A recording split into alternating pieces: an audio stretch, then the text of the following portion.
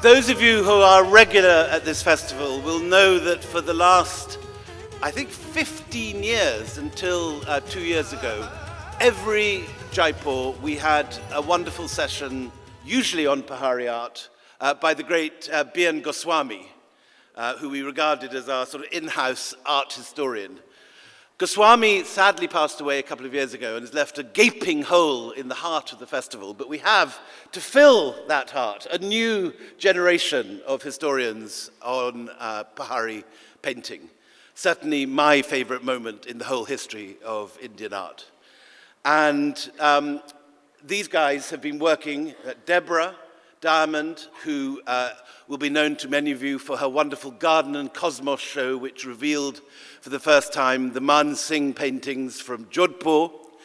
Sonya, Rhie, Mace, I gotta get the Korean bit right, who started off writing incredible work on the early Jain and Buddhist sculpture in Mathura, where so much of the art of India had its origins.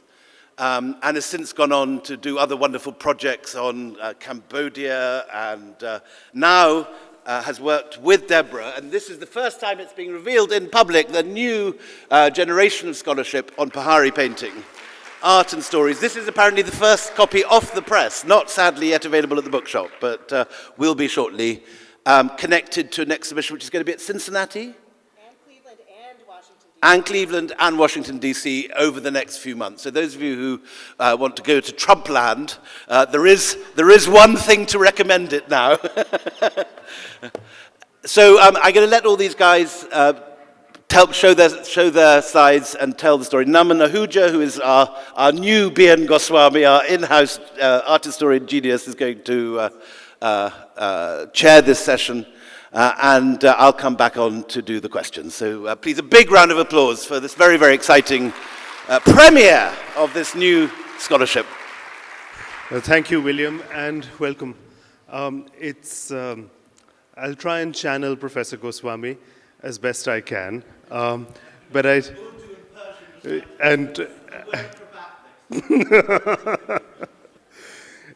think we've all got very dear stories about Professor Goswami's extraordinary contribution to the field of Indian art. And I think one of the most extraordinary things and legacies he has left us with, much more than the technical studies, which about painters and where they came from and what their histories might have been, which I think is something that we must talk about today. But his even greater contribution was always trying to get us to look at paintings and to try and figure out what they're really about, why are they there, and what are they trying to tell us. And while unpeeling those paintings, something of the magic of those paintings comes to us as viewers, as consumers of those paintings. And that really ultimately is what art is about. So we're going to try, in our little way today, to try and touch on the kind of things that were dear to him. And the scholars I'm sharing the stage with today have spent so much of their careers working, such a significant part of their careers working on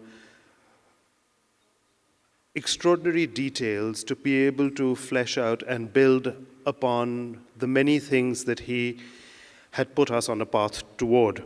And he got us all working, as I was saying earlier, on the lives of painters, their castes, the communities they came from, who they really were. Sonya, if I ask you to tell us first, shall I put on the slides? Are the slides coming on? Yeah. So yeah, that's the basic slide for the region of what the Pahari region is, and what do you want to tell us about defining the Pahari region? How do you define a Pahari painting? Right. Well, we were so fortunate that Dr. Goswami was from the Punjab himself and had such an innate love for this region that he really brought paintings from that we call Pahari very much to the foreground. And so often everybody will say the Pahari region is the foothills of the Himalayas and calling it from the hills. And, you know, I've come to realize there's so much more than hills. So I spent quite a bit of time in this region that I think is best defined by the use of Takri as a script. And in the language, it's actually a series of languages that are all part of the Pahari language group, as we call it as such today. But speakers of these languages would call them Chambiali or Mandyali. But really it's this use of the script Takri that unifies them all. And, you know, this term Pahari, I haven't been able to find it in use much before the 1920s. And so, and even it wasn't really entrenched until after the late 1950s. And before that, really, it's a Himachali region. So it's an alpine region more than a hilly region. And for those of us in the United States, maybe for people who live in the Himalayas, 6,000 feet or 3,000 meters or 2,000 meters are hills. But to those of us outside of that region, they really are proper mountains. That's right. I was thinking, but you know, actually, Himachali is a bit of a misnomer as well, because the style spreads way into Uttarakhand, and it comes all the way into Garhwal, and then you see it extending all the way into Lahore, and it's there in Patiala, it's there in Una, and these become the major centers of the consumers of Pahari painting and these migrant and itinerant painters that may originally belong to Chamba or Mandi or all of these places, or Nurpur. They are actually employed in and working at Lahore. And the other thing is that Takri may be their one common denominator, but so is Farsi.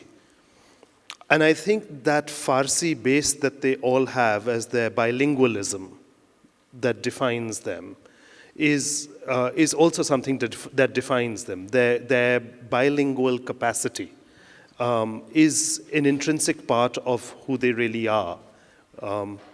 Yeah, take the next slide, please. And so that is actually a wonderful way to underscore one of the main new thrusts of this catalog.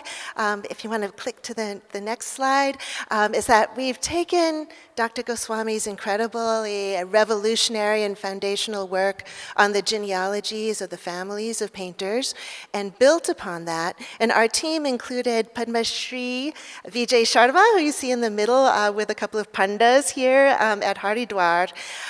Because, you know, what you're just saying is that the Pahari style is found trans-regionally and that these artists moved. These bahis, which are the genealogical registers that you see in these fabulous poti scrolls that are all bound up, you know, in these big bundles, that is where the information lies about the lives of these artists.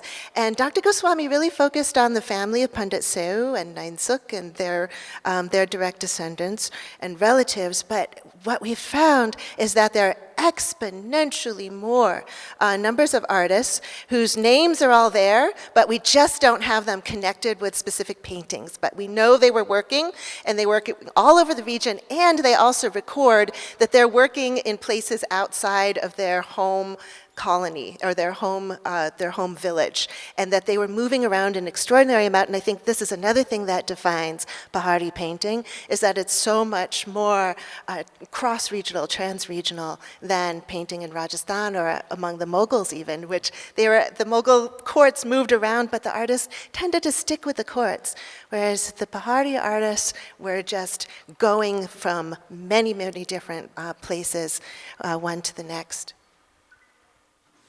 And I think what has so often happened in the study of Pahari painting is that the questions have mostly been about, well, what is the court attribution? Is it a Nurpur painting? Is it a Bilaspur painting? Is it a Chamba painting? And we have been getting so stuck and hung up on these attributions, most of which we cannot prove, especially because so few paintings are associated with specific signatures. And they might be based on portraits of Rajas from the Pahari courts, and we see two here of the same Raja, Bikram Singh of Guler. And oftentimes they would find a painting in a similar style to a portrait of a Raja, and then identify that style as belonging to the court where that Raja was ruling at the time when the Raja was ruling. But these two paintings are an example that belie the validity of that method, because the one on the left was probably done on a visit to Chamba, ordered by a Chamba king to commemorate the visit, and then painted probably by one of the many, many different artists working in Chamba. And the one on the right is very much a posthumous portrait, because what we see is the Purohit, the Kashmiri Pandit Dinamani Raina, who lived a couple of generations after Bikram Singh of Guler. So it's a posthumous portrait, and actually many more of the portraits that we have from the Pahari region have been shown to be posthumous. And also that so many of these Purohits are the ones driving the patronage. Gosh, so that makes it an absolute nightmare to be able to date and ascribe a certain style to a particular court, or even to a particular moment, because you know that they are harking back to something older and painting it again and later on. I mean, this really makes things super layered, and I think this kind of layering of what happens in a painting, I think, Debra, that's something that you wanted to talk about with that. Yes, this is is this on? Is Can it you on? all hear me?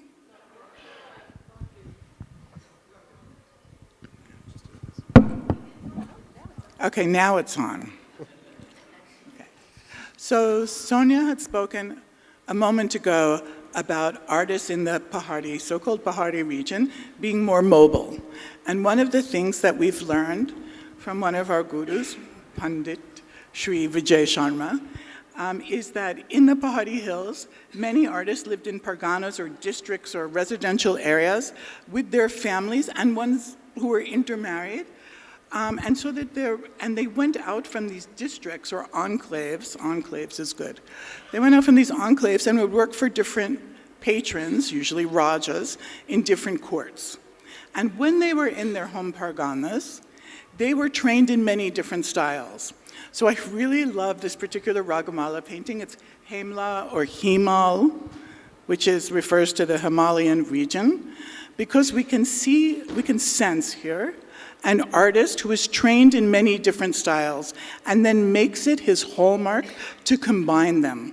So if you look closely, you'll see very different modes of painting. The mountain on which this Shaiva ascetic is meditating is made from watery teals and grays. It's sort of burgeoning and growing, very thin paint. Then if we look at his face, you can see that the artist created a very distinctive head shape, right? Elongated head, swoop, nose, and then lots of little pardage or shading to make it seem as if his skin is almost translucent. It looks almost bruised. And then if we look at his body on the next slide, can you make the next slide go? Trying. Okay. Just enjoy. Okay. Here again, there's a different way of applying paint, because the body is just formed from a contour and the opaque watercolor is poured in as if it was enamel. You see that sort of shine? And then all sorts of other little details, like the trees that fold around or bend around his head, or those magical little white jasmine flowers, that are dotting the side of the mountain. So this is an artist trained in many different ways of painting, who comes from an art world and is showing off what he can do. Fantastic. I mean, so this is really, it's like a symphonic, it is like a rag itself. Forget about it being a painting. It's like a piece of music. It's like every portion of the alap and of every tan as it were, is Improv. being built up in a different style, and you can see these different gharanas building up to make that singular oeuvre of this artist. I think that really is something quite extraordinary. So this capacity that we are now learning about, that artists had knowledge of multiple traditions and techniques that they were trained in, and then elected to use what they wanted for a particular occasion. That is giving the artist a lot more choice and agency than we had accounted for previously. One of the strategies that we will be using in our field in the future, say Sonya and I, is looking very specifically at the inscriptions and the script of the inscriptions on the back of many of these paintings. So for some 20 years, scholars called this painting Bilaspur, because they identified this style as Bilaspur, but when we turn to the back now, we can see that the earliest inscription is written in a specific script that ties it towards, where do we tie it towards? Towards Chamba. Towards Chamba, Okay. where there were 16 enclaves where artists worked for Rajas all over the hill states. Right. So Chamba, and then Mandi, and then in Nagari. Right, it wound up in a Mandi collection, you Right. see, so they also move around to other collections. And reading Takri script is a specialized skill anywhere, and we were very fortunate to have on our team an emerging art historian, Sarang Sharma, who can read all the different scripts. So tell me, I mean, when you look at paintings like this, when you're trying to think about the education of these artists, in being trained in all these different styles, what do you imagine might have been the schooling of these artists? Right. We actually know quite a bit about the artist families because in the Pahari region, they stayed in their home enclaves or colonies or quarters if it's in an urban environment, went out to work and came back. And it seems like they were ancestrally part of woodworking, metalworking, metalsmithing, goldsmithing, and also stone relief carving before the 1620s, after which time they started taking on paintings. And this trade route that runs through and connects all of these valley kingdoms of the Pahari region were very much on trade routes. They had access to a lot of these mineral pigments. And so there's a great deal of diversity among the materials that are being used. And the women were the ones who ground the pigments. So there was a lot of knowledge about how to create all of these fabulous colors. But there's also a tremendous amount of literary knowledge, I think, among the artists, and that the painters, many of them even called themselves by the last name of a Brahmin. So a Brahmin family, such as even like Pandit Seu, and even many of the painters, when they register their names, they give themselves the surnames or family names of Kashmiri Brahmins, like Raina or Raina. And even though in the Bahis, these artists with Kashmiri Pandit names are in the back of the book with all the other artisan casts, and other Brahmins are at the front of the book, they still call themselves Kavirai. They consider themselves to be quite knowledgeable about poetry and literature. That's astonishing. I mean, we don't normally ever really talk about that in our studies on the caste status of artists and artisans. There is this common perception that artists were always treated as Shudra, low caste, or even outcast because of the pollution of dealing with different materials. But the fact that artists here are known both as Pandits, the fact that they are Raina caste, the fact that some of them are taking on the name of a Kavirai to show that they are lords of poetry and knowledgeable in verse. I think that is extraordinarily revealing. So when thinking about the double status that is being given to artists, where they are being mentioned after the set of Brahmins in the Bahi who don't deal with material like art making. That, I think, also needs to be explained a little bit and understood, because all across Indian sacred literature, personified deification or artwork in which you have a physical form of a deity is always regarded as being lower than those who worship the aniconic or the symbolic or the ritual form of the divine. So the Pandit that actually performs that aniconic worship or just praying to the fire and not actually engaged in the temple or in the manuscript or in the artwork will always be regarded at a higher status because of their capacity to be able to do so. And that's not actually showing that this Pandit who makes art is no good and an outcast, but it's just that he's lower in philosophy compared to those who work with the abstraction. And that seems to be a consistent rule that runs across the literature. But thank you for that, because I think that's incredible. But tell us a little bit about the specific manuscript that you've selected here. So I think a lot of the art historians' historical obsession with trying to make court attributions for painting has made us focus on individual paintings one at a time. But I think one of the geniuses of the Pahari Kavirais is how poetically they work in series, and how they manipulate time with foreshadowing, with movement across time. So here, these are two consecutive folios, which is quite rare. Most series are widely dispersed, and you don't get consecutive paintings to look at them together very often.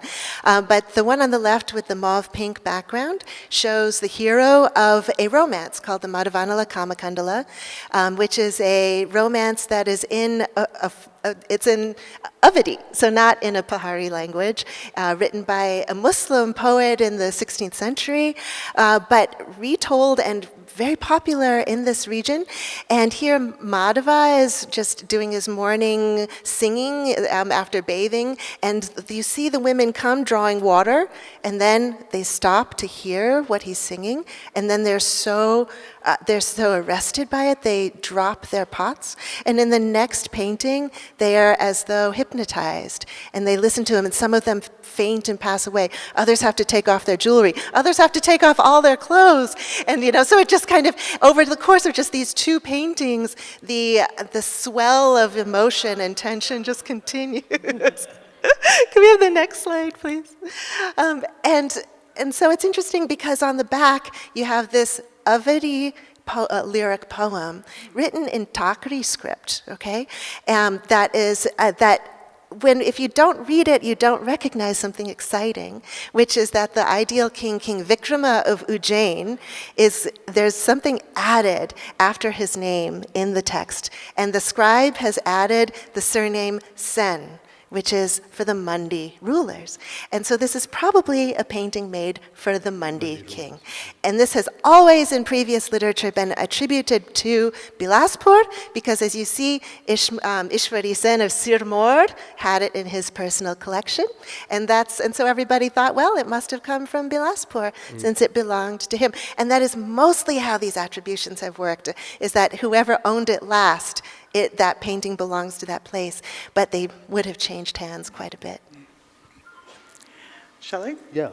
Okay, so I'm just going to change the subject for 1 second back to the patrons, because I think that one of the things that happens in this region with rulers is that they understand portraiture to be a very kind of malleable genre in which they can address different groups of people, clients or allies, in different ways. So this extraordinarily perfectly designed painting of Raja Mandatta of Nurpur, he has himself painted as the embodiment of Hemla Rag, of the musical composition that refers to the Himalayas. We saw one earlier, more typical of an ascetic on top of a mountain. So one of the things that I wanted to show was, if we could go to the next slide, if it works, is that Raja Mandatta has himself inserted into this Ragamala in which each painting, or many of the paintings, give us different codes of masculinity and ways to behave. So on the right, for example, we see a warrior who's listening, of course, to music. On the left with Mandatta, he's lost in thought. He's a connoisseur and a rasika. But he also, if we want to look at other portraits of Mandatta,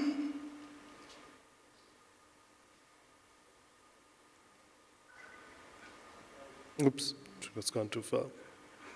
he is not, yeah. So here, for example, this is one patron. This is one man who's having himself depicted as the embodiment of a Himalayan melody, a rasika. In the center, he's sitting in Padmasana, and on his body, those three different gods are representing the grunts of advanced Hatha Yoga practice. So he's shown as an advanced practitioner. And on the right, compositionally, it looks just like a Mughal portrait. Yeah. He's holding his sword, he's a good warrior, but it's in the hot colors of circa 1700 Pahari hills. So there's a lot of cultural knowledge and embodiment that is taking place in these pictures, where you cast yourself in the mood of a particular, in a particular mood, and you choose the rag in which you wish to be set. You choose the yogic pose within which you wish to be embodied. And unless you know these codes, unless you've immersed yourself into the world of Indian art history and culture studies, you're not going to actually be able to understand what Raja Mandatta is trying to say through each of these paintings, or how he is wanting to be portrayed.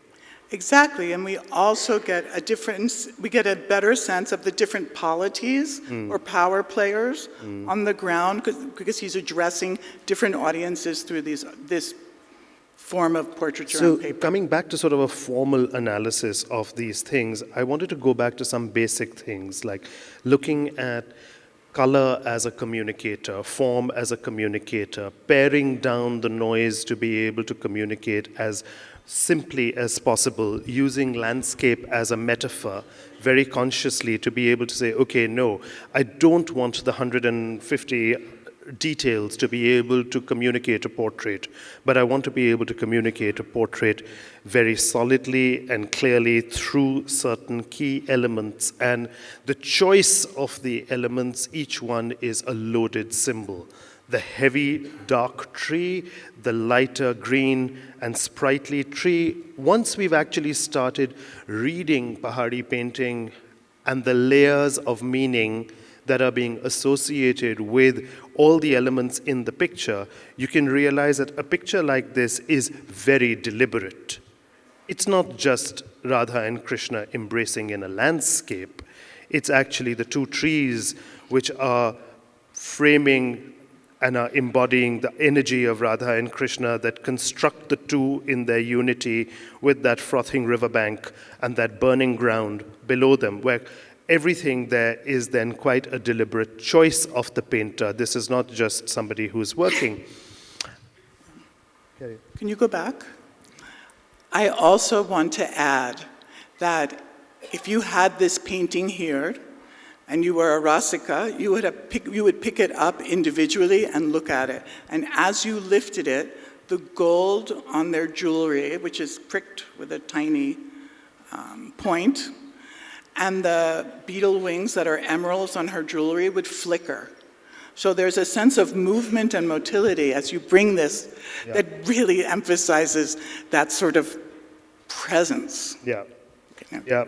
And so even when talking about the content of the painting and how we move forward on analyzing it or reading it, some of these paintings are not always displayed to the public, but discussing them in learned forums like this, one is able to sort of bring things out from the reserve collection, which this pair of paintings lies off public view in the National Museum in Delhi. They're in the reserved collection. They're from the same Geet Govind that you just saw the previous painting. And that the couple is shown, that Radha and Krishna are shown actively in sex. is something that the public seems to forget, the ways in which they can be shown. There's a hue and cry periodically in India that how dare you show the god in a certain pose or gods in certain ways like this. But I think it's important for us to actually move out of certain narrow confines of thinking about sexuality or even gender when looking at classical art of India and see what the paintings are really communicating and the kind of psychosexual aesthetics which are very highly thought through in these pictures, just as the landscapes and the color palette are. And seeing a couple in coitus is one thing, but a post-coital picture where the couple is actually just sitting beside each other with that absolutely frank display and admission of each other's bodies beside each other. That is not a very common thing to see in art in general, anywhere.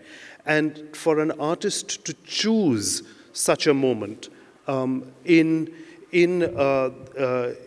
displaying a couple, but doing it through Radha and Krishna as a post-coital picture, I think it's one of the greats in terms of choosing a moment. It's for me as impressive, if there were any great moments to choose, that moment when all of you must remember that famous painting of Nain Sukh's when Balwant Singh has to shut his eyes when the barber's scissors go close to his sideburns, and there is you can hear Nain Sukh using the pair of scissors on Balwant Singh's cheek as a very typical male reaction when you're getting when you're at a barber's and you shut your eyes every time the scissors come next to your beard. And there is it's almost exactly like that, choosing such a precise moment to be able to display and to bring that kind of quality of naturalism and realism from thought to be able to express in an idealized environment in painting.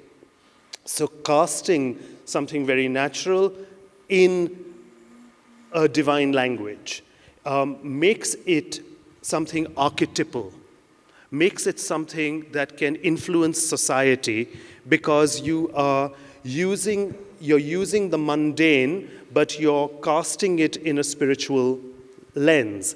And that makes it like a prototype for normative behavior in society.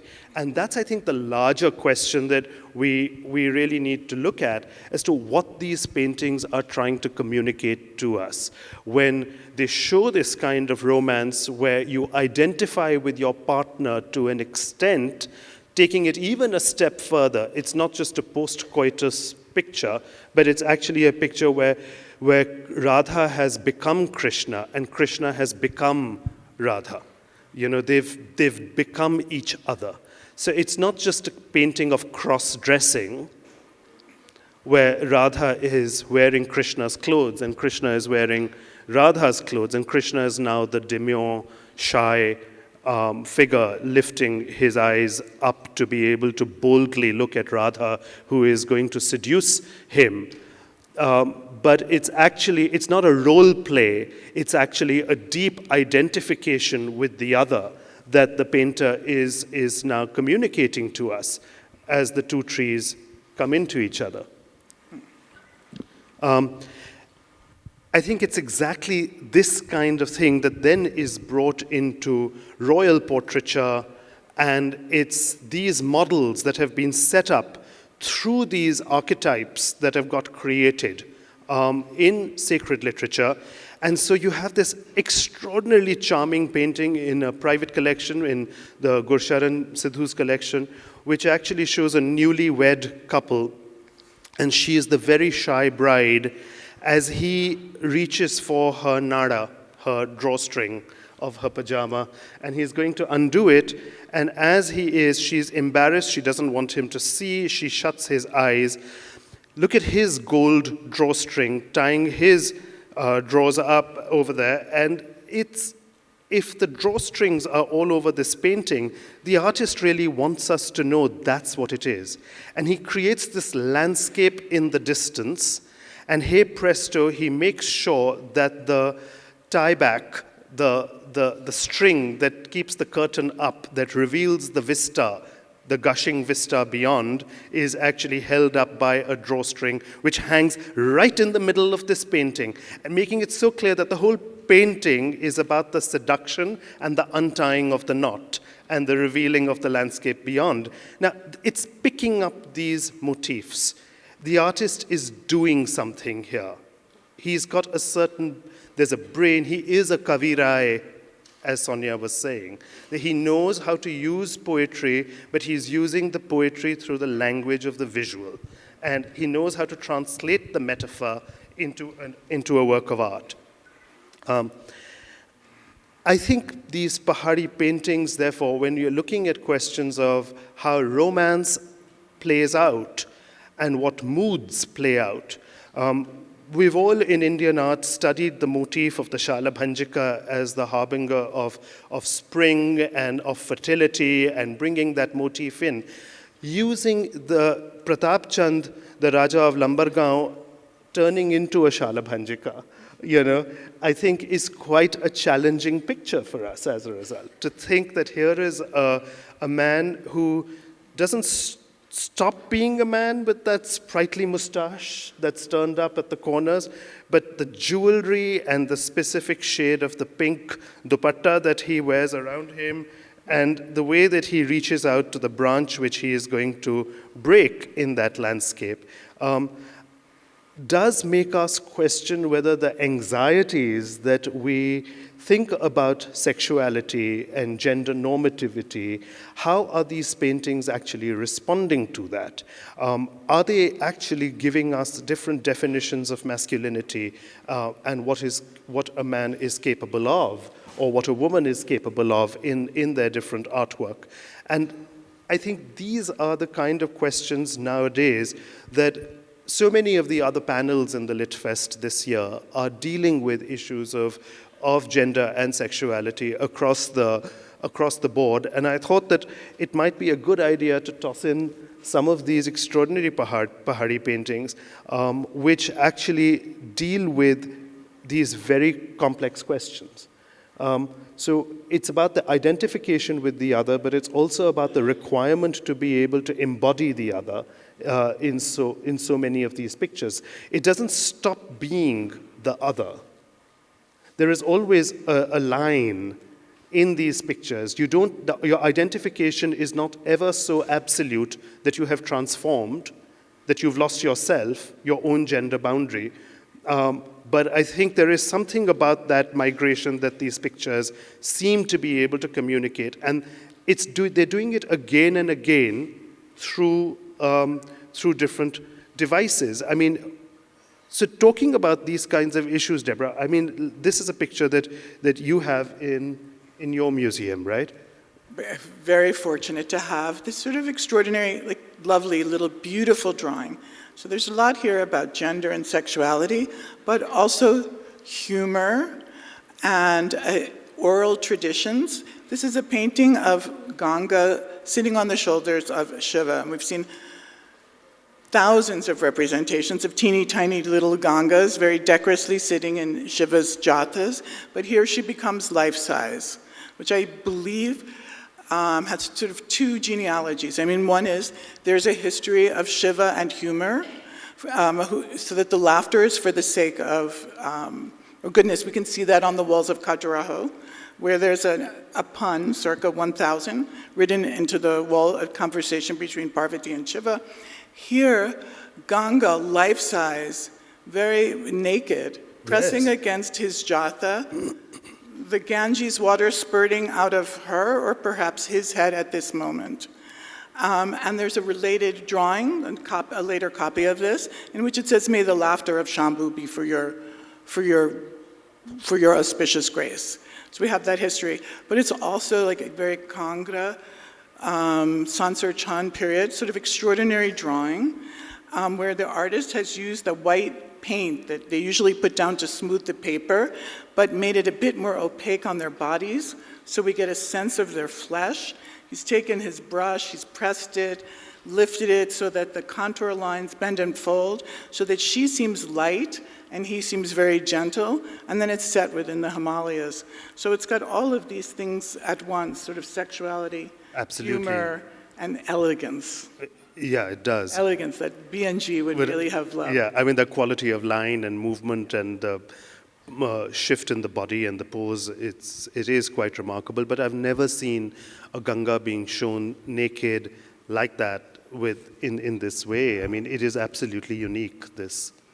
I thought that like little places where Pahari artists make like little jokes or show you that they're present or do their special thing could be in that her hair ornament is a crescent moon, and it's right above his crescent moon. Right. Or that she's naked, but she's pulling up her orni in a gesture that looks like the modesty gesture. So. Yeah, I mean, that truly is something. The fact that she's choosing to reach for her ordinary, which is falling off.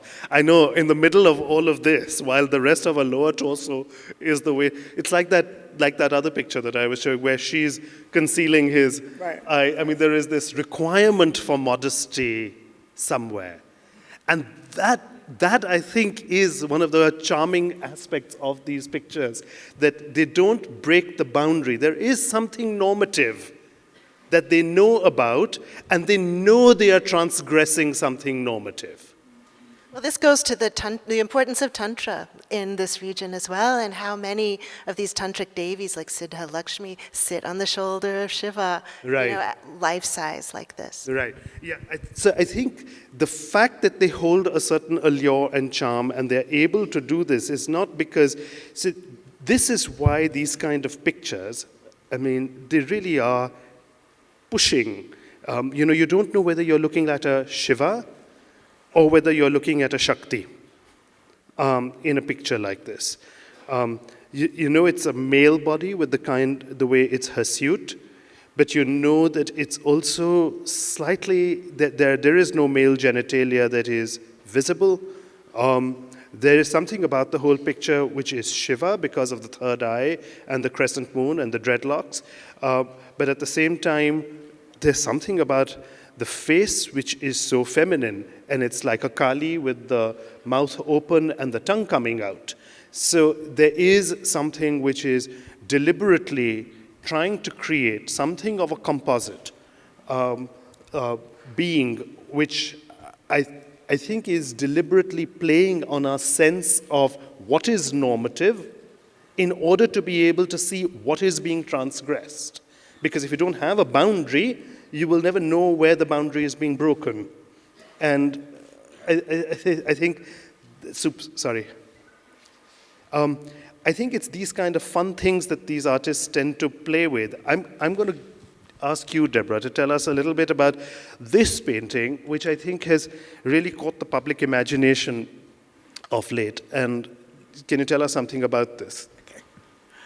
I wanted to end on this painting because it's about the act of looking. And looking is so important for all of us Rasikas in Pahari painting. But first, what is it? Many of you might, or some of you might know that this image circulated on social media for a couple of years as an image of Hindu-Muslim unity. It was interpreted as Krishna and his adoptive father, Nanda, looking at the moon, right at the end of Eid. But in fact, it's actually a painting of an obscure section of the Bhagavad Purana in the 10th canto when Krishna reunites with his family on the occasion of a solar eclipse. And a solar eclipse are rare because they're now considered inauspicious, but at this particular solar eclipse was going to be very auspicious for everyone. I also wanted to bring it up as an image from the hills, a Bhagavad Purana story that's been relocated into the local, and to draw your attention to how brilliant I think this particular artist or family of artists was, because it's a very complicated composition with many, many figures, but it doesn't turn into like a colorful blob, because Nanda wearing white and the shepherd wearing black in the center, like anchor this group, and we can see Krishna turning towards his father, turning back towards his father, and gently putting his hand on Nanda's chest, and at the same time pointing to the solar eclipse. And if you look more at all of the different figures, you'll see them in various ways turning and mimicking Krishna's sort of move. So this for me is sort of like a quintessential Pahari painting. So this painting and most of the ones that we talked about today are published in the new book that is just out this month. And I should say that actually it's a catalog of the Pahari paintings of the Catherine Glynn Bentheim and Ralph Bentheim collection, which are now shared among the Smithsonian's National Museum of Asian Art, the Cleveland Museum of Art, where I'm a curator, and the Cincinnati Art Museum. And so that's why our three museums are hosting this great trifecta of Pahari painting exhibitions that were the occasion for all of this new thinking. Yeah, thank you. I look forward to seeing it. I think all of us should try and get at least the catalog. Thank you all very much.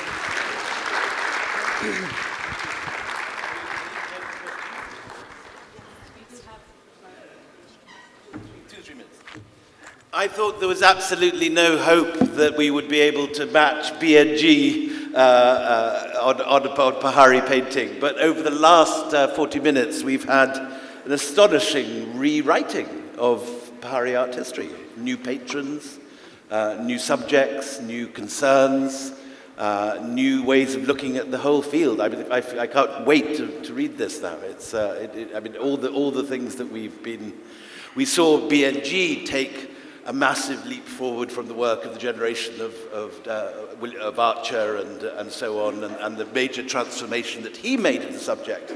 And now another generation is taking it forward still further. So we've been present at an extraordinary moment where art history has really made an enormous leap forward, and I think we should give an enormous round of applause to these extraordinary scholars. And so beautifully articulated too. I mean, a wonderful Jugubandi between you all, and just fantastic. Probably time for a couple of very quick questions in the front here. Can we have a microphone to the gentleman in the second row? Here we go. So, hi everyone, and I have a question for Sonya. There was a painting of Shiva or the Ardhnarishwar. I happened to notice there is an eye in place of the navel. What could be the significance of that eye? Yes, I saw that too. What was that about? It's a question for you, though. But it was your slide. Well, we don't really know. It's not an easy thing to be able to decode. There are certain tantric traditions that it might be associated very specifically with, which talks about the awareness. This is complicated. It talks about the different awareness of the different parts of the body from which you're meant to be able to see and sense. And so creating different chakras as sense-perceptive spaces can be done through mnemonic symbols and shorthand. So iconographically, it would go back to a system whereby you would do something like that. But in this particular a Naman micro essay on one detail coming up this in March. particular picture, we can't actually be sure until we know the specific temple and ritual context that it was responding to. But that's the kind of context in which it would be made. This lady here. Hi, thank you for the presentation. I'm probably asking a very basic question. What's the obsession with profiles only? And secondly, did the taking on of different castes, I mean like a Brahmin caste, cause any turmoil in the region?